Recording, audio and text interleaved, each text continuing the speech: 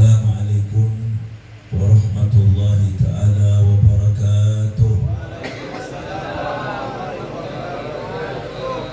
Alhamdulillahil karimil ghaffar ar-ra'ufus sattar alladhi waffaqa ibadahu salihina ila dhikrihi wa ibadatihi ana al-layli wa atrafan nahar. Allahumma salli wa sallim wa barik wa karrim wa azim ala sayyidina wa habibina wa syafi'ina wa qurrati a'yunina wa maulana Muhammadin, salatan tamla'u biha qulubana yaqina wa biha Allah fid darain min kulli su'in wa makruhin yaqina wa ala alihi wa sahbihi wa barik wa sallim amma ba'du.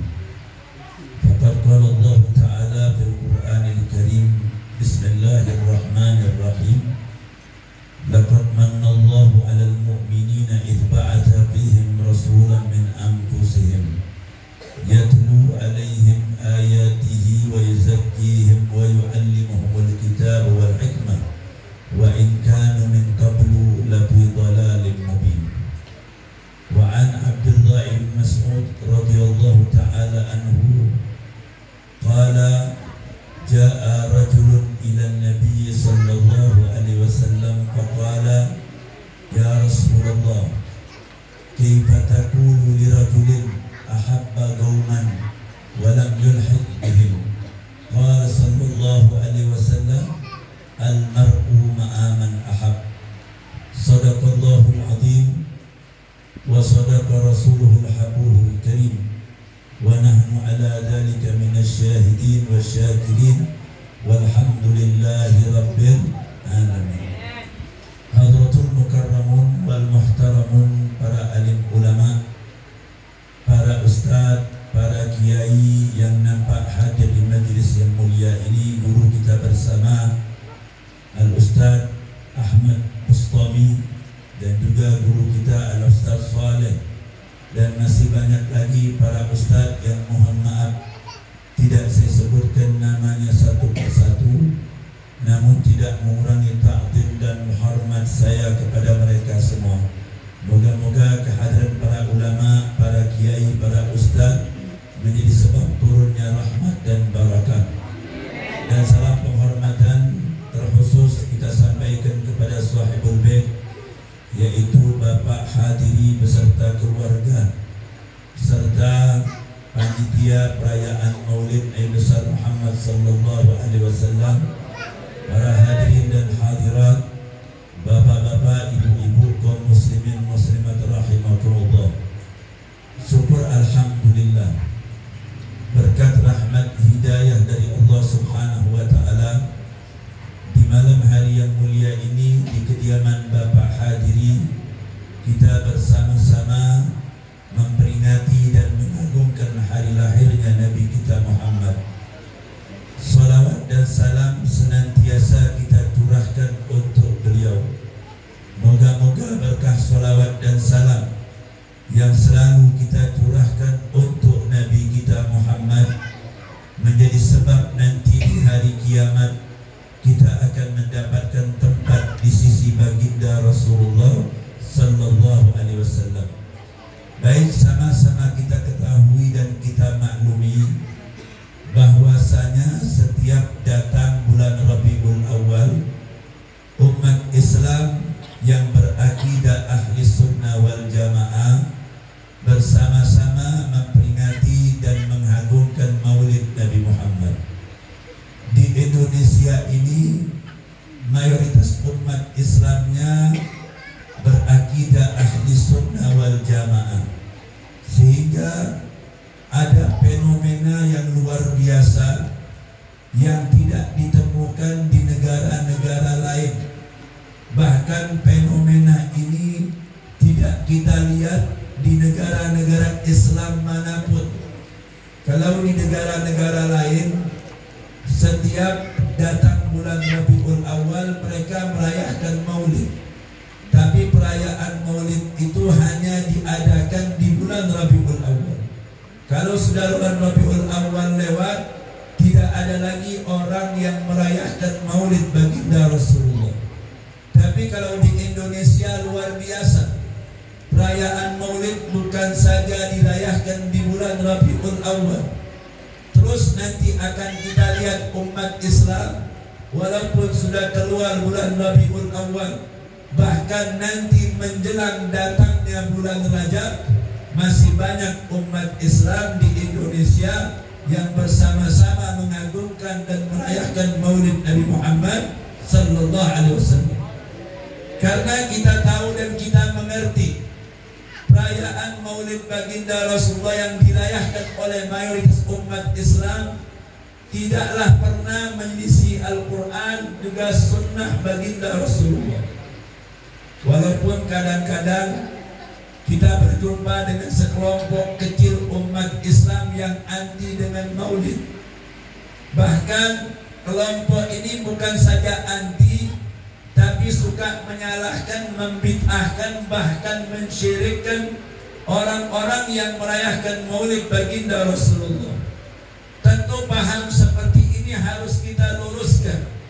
Ulama-ulama zaman dahulu sudah memberikan pengarahan, memberikan penjelasan bahwasanya perayaan maulid yang mayoritas dirayakan oleh umat Islam tidak lain dan tidak bukan pengamalan daripada Al-Quran juga sunnah baginda Rasulullah.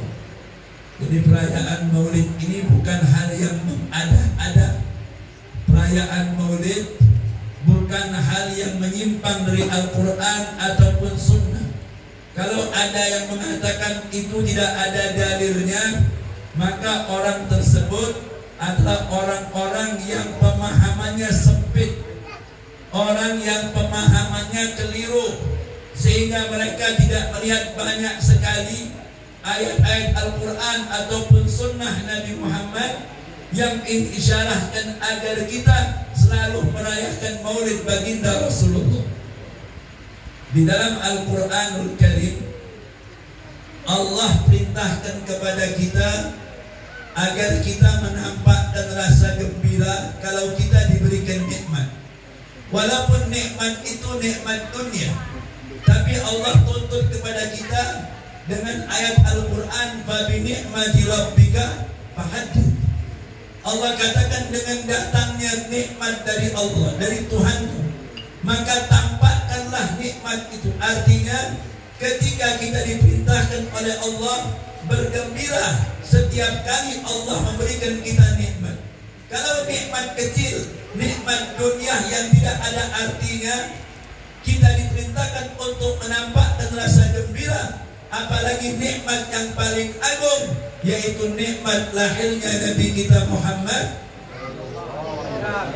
Ketika kita merayakan maulid, banyak sekali manfaat yang akan kita dapatkan.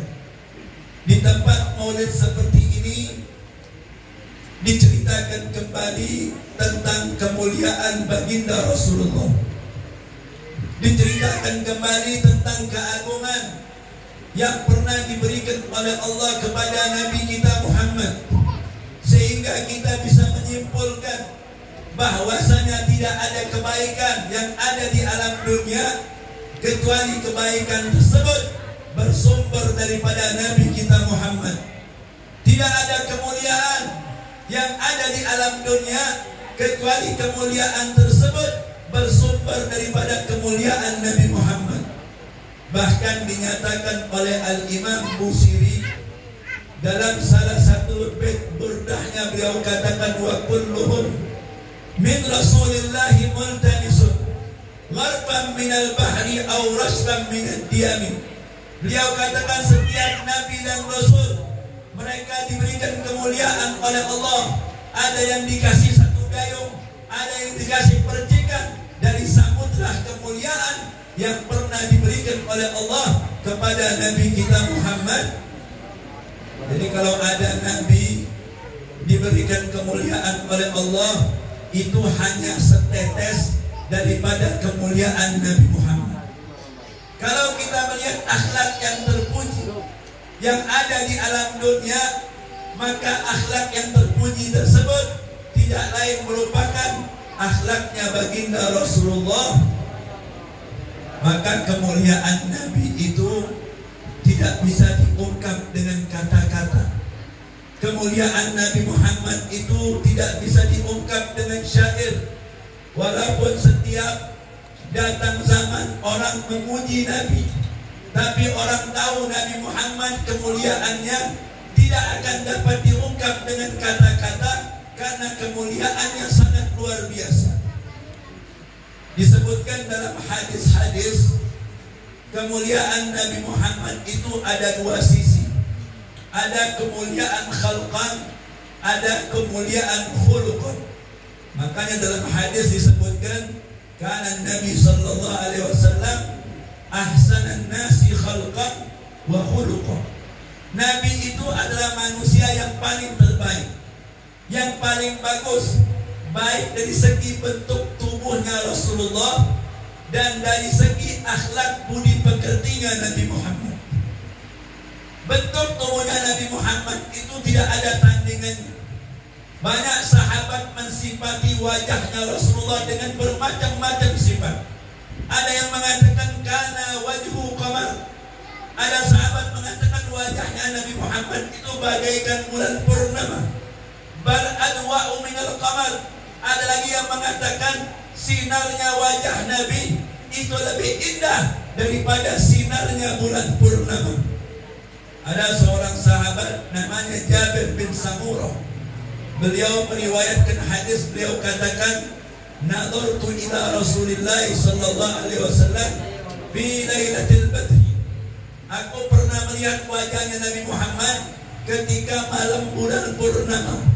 Wa ja'altu anzuru ila al-qamari wa anzuru ila wajhin nabi fama indi falaysa indi kana wajhatun nabi adwa'u min al-qamari. Maka ketika aku lihat bulan purnama, lalu aku lihat ke wajahnya Nabi Muhammad, maka ketika itu aku menyimpulkan bahwasanya wajahnya Nabi Muhammad lebih indah daripada bulan purnama.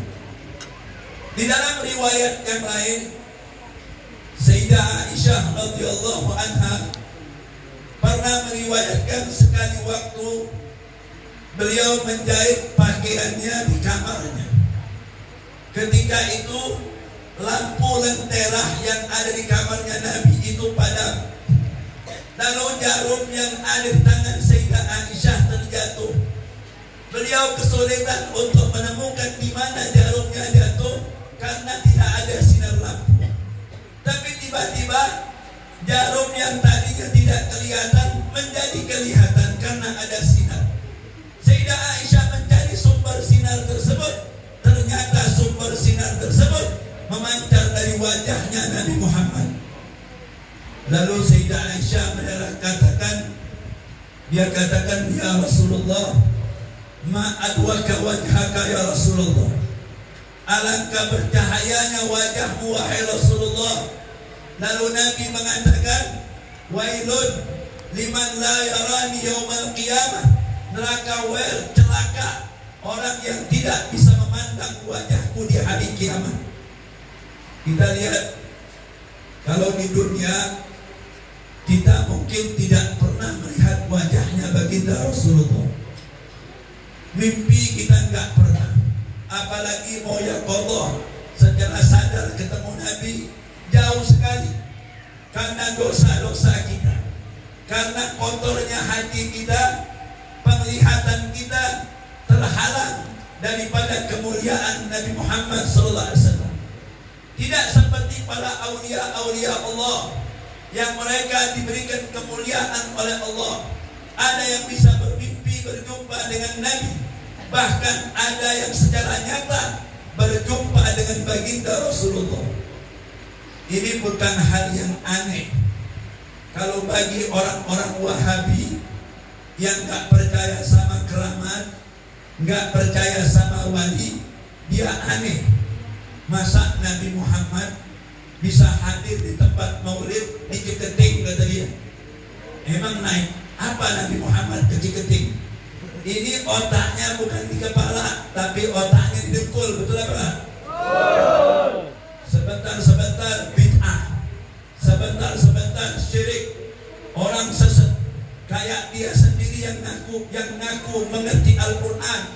Kayak dia sendiri yang paham hadis Nabi Muhammad. Terus ini kiai-kiai kita, kiai-kiai ulama ahli sunnah wal jamaah dipikir bodoh-bodoh pada hati.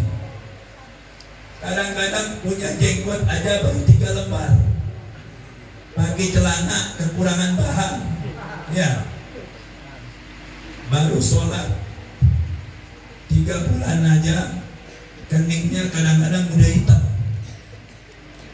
katanya bekas sujud.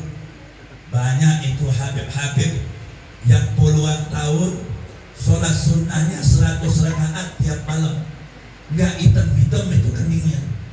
Ini baru sholat 3 bulan aja keningnya udah hitam. Kita curiga jangan-jangan bukan karena sujud, bisa aja digosok-gosok di aspal itu.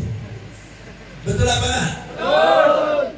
Jadi jangan gampang menyalahkan orang lain, apalagi yang kita salahkan itu ulama. Bahkan kita paling khawatir kalau ada orang yang berani menyalahkan waliullah. Kalau satu wali saja kita sudah salahkan, berarti kita nantang perang dengan Allah Subhanahu wa ta'ala. Makanya ini kelompok Wahabi ngomongnya suka subul adab, kepada para wali menghina, berani menghina Sultan Aulia Syekh Abdul Qadir Jailani, mereka hina, mereka sesat-sesatkan, mereka hinakan Al-Imam Al-Ghazali, mereka berani menghinakan kitab yang disebut dengan Hujjatul Islam, kitabnya Ihya Ulumuddin, kitab yang paling dihormati oleh ulama ahli sunnah wal jamaah, yang dikatakan tidak ada kitab yang lebih hebat setelah Al-Quran kecuali kitab Ihya-nya Al-Imam Al-Ghazali. Tapi sama orang Wahabi ini kitab dihina-hinakan. Dia bilang banyak hurafat, dia bilang ini banyak hadis dhaif. Makanya orang seperti ini otaknya ada penyakit. Betul apa enggak? Betul. Kata orang Jakarta, itu mah rombongan RCTI. Saya pikir RCTI nama TV, nggak taunya singkatan rombongan celana tinggi. Kalau kata orang Sukabumi, itu mah Aceh katanya. Bukan Aceh, itu bukan nama orang. Kalau bahasa Sundanya anggota celana ngatur, ya, celananya tinggi, menyalahkan ulama. Maka paham seperti ini harus kita luruskan. Kita sebagai orang Islam belajar Islam itu yang benar. Ada yang namanya usuluddin, ada yang namanya furu'uddin, ada yang namanya dasar agama, pokok-pokok agama. Umat Islam nggak boleh berbeda, karena kalau berbeda pada pokok agama bisa sesat, bisa keluar daripada ajaran Islam, bisa lepas iman kita. Ada lagi yang namanya furu'uddin. Furu'uddin itu adalah cabang-cabang agama. Kita lihat cabang agama, terkadang umat Islam berbeda pendapat. Banyak mazhab yang mu'tabar, ada 4. Ada mazhab Hanafi, ada mazhab Maliki, ada mazhab Syafi'i, dan juga ada mazhab Imam Ahmad ibn Hanbal atau mazhab Hanbali. Di dalam fikih mereka banyak berbeda pendapat, tapi tidak membuat mereka bermusuh-musuhan. Ini yang namanya ikhtilaf. Di dalam furu'uddin orang boleh toleransi. Ada yang senang baca kunut, ada yang nggak baca kunut.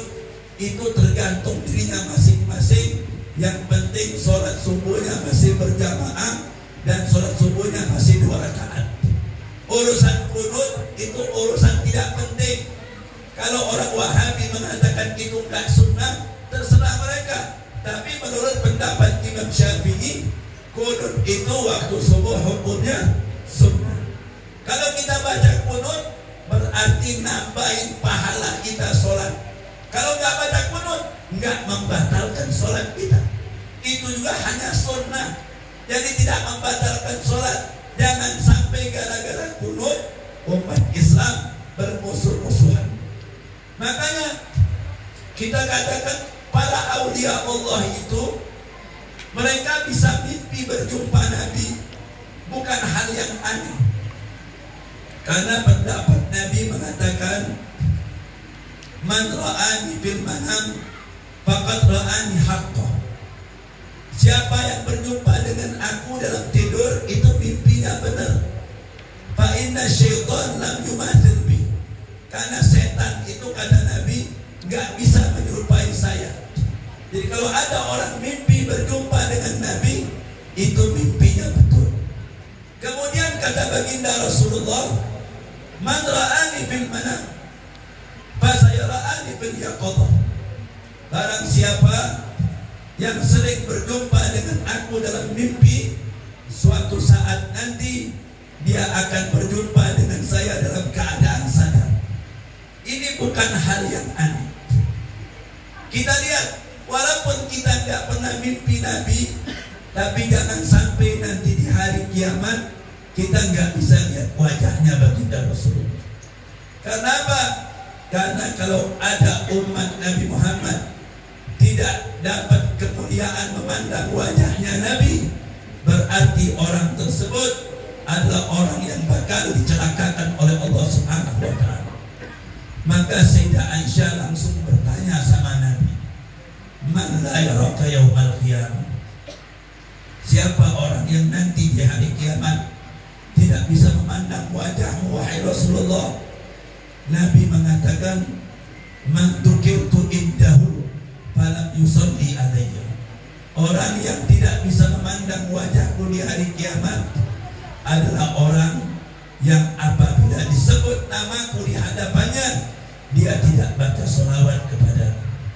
Makanya orang kalau dengar nama Nabi disebut, buru-buru baca sholawat berhati. Karena apa? Karena kita takut kalau nama Nabi disebut kita nggak bergetar, berarti kita nggak punya hubungan dengan baginda Rasulullah. Orang maulidan ini tidak lain ingin menghubungkan hatinya dengan Nabi Muhammad. Kalau sudah punya hubungan dengan Rasulullah, nanti hidupnya pasti akan diberikan keberkahan oleh Allah. Orang kalau udah hubungan dengan Nabi, semua akan digampangkan oleh Allah Subhanahu wa Ta'ala. Wa man takun bi Rasulillahi nusratuhu. Orang yang selalu bersama Nabi selalu akan dapat pertolongan Allah. Bahkan dikatakan lagi, orang yang selalu bersama Nabi, dia akan selamat dari segala macam bahaya. Imam Busiri, beliau pernah menulis di dalam salah satu bait syair burdahnya, beliau katakan, wa man takun bi Rasulillahi nusratuhu intal qaul usdu fi ajami atajimi. Siapa yang bersama Nabi, dia pasti ditolong oleh Allah, walaupun di tengah hutan. Sekalipun dia di tengah hutan bertemu dengan seekor macan, macan itu tidak akan mengganggunya karena dia punya hubungan dengan baginda Rasulullah Sallallahu Alaihi Wasallam. Maka baca sholawat ini adalah amalan yang paling gampang, yang fadilahnya luar biasa. Kita bisa baca sholawat kapanpun dan dimanapun. Sholawat yang mana aja boleh kita baca. Karena alamat cinta kita sama Nabi, yaitu banyak sholawat sama Nabi Muhammad. Siapa yang kepengen dikenal sama Nabi baik di dunia maupun di akhirat, tergantung berapa banyak dia baca sholawat kepada baginda Rasulullah. Kita lihat banyak sekali kitab-kitab yang menjelaskan tentang fadilah orang bersholawat sama Nabi.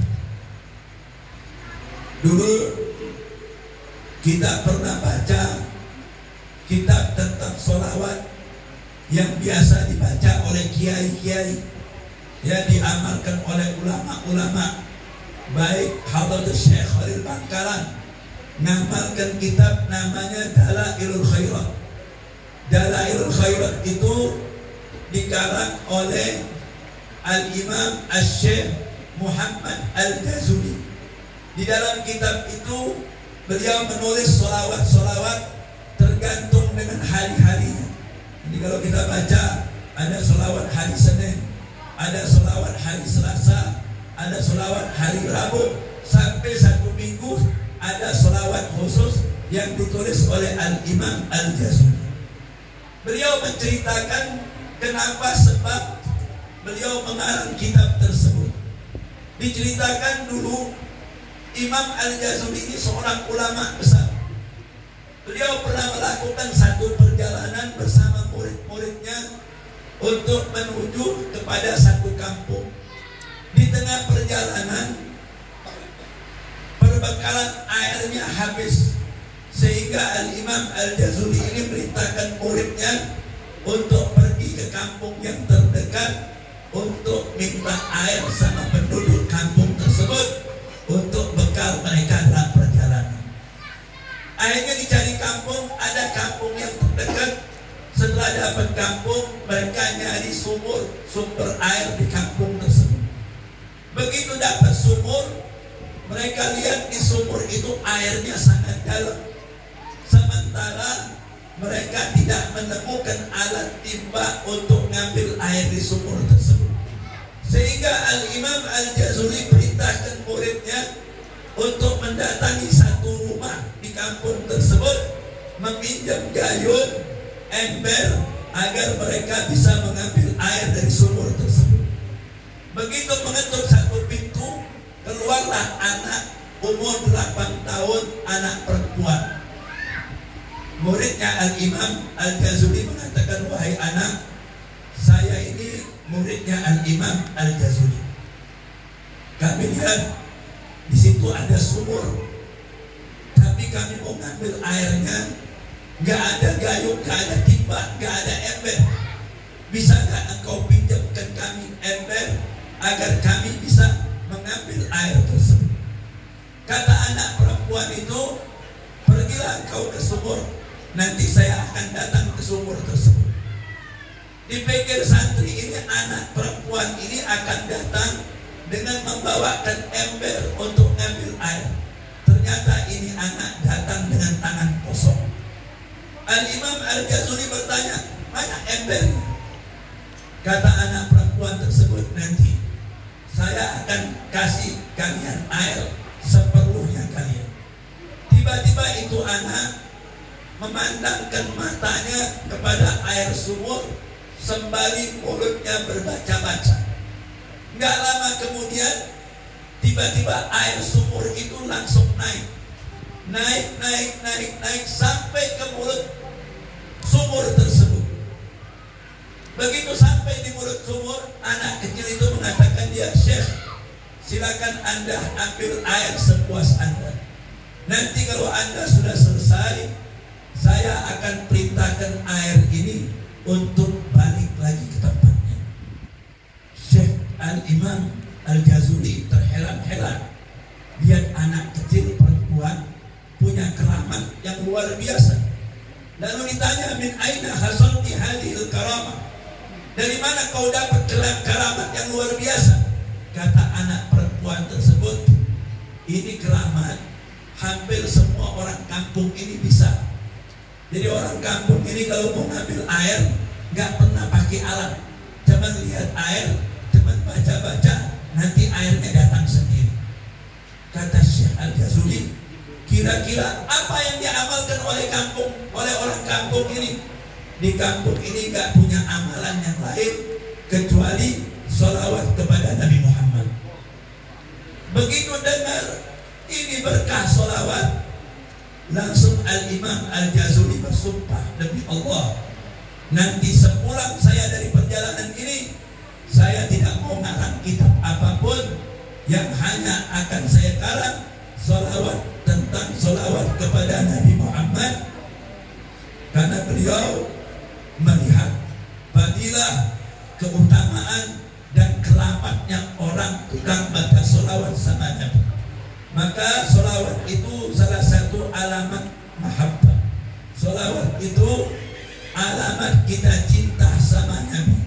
Makanya kalau kita kepengen urusan kita gampang, jangan lupa baca sholawat kepada baginda Rasulullah.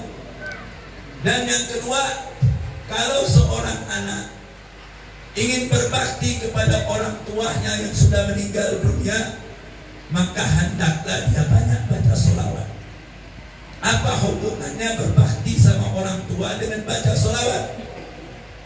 Setiap kita baca sholawat, Salawat kita itu akan dilaporkan oleh malaikat kepada Nabi Muhammad.